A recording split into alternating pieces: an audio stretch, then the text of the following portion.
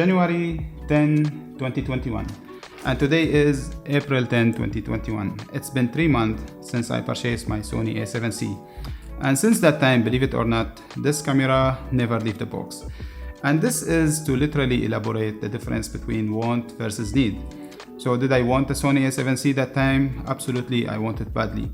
But did I need it? I'm not really sure. Let's see.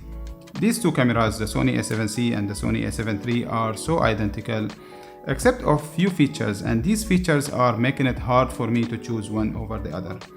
And the user experience, which I'm about to share with you today, will be very helpful to let you understand the key differences between these two cameras and will help you to pick one if you are about to.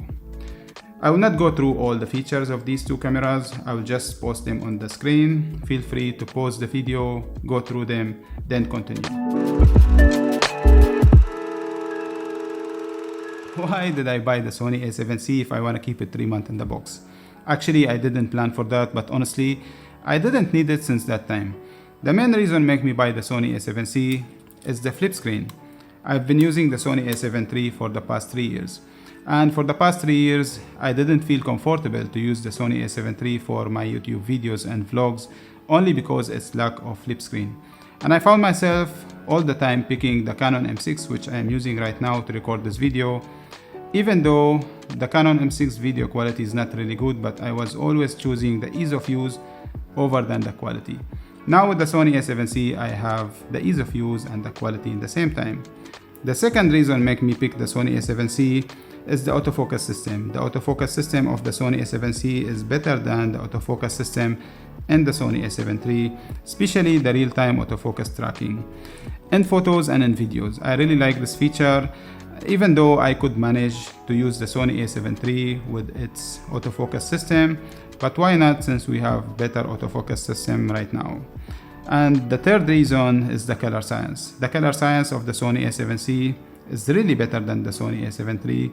All new Sony cameras are coming with better color science, like the Sony a7c and the Sony a7S III, and I really like it. I've been struggling a lot with the color science of the Sony a7 III, even though I'm always shooting RAW. But editing the photos and videos coming out of the Sony a7 III is really hassle and time consuming. Now with the Sony a7c, we have better color science. I tried it before and I really liked it. Now, it also happened that I had really good offer when I bought the Sony a7c. I got around $500 discount, and for me that was a really big deal.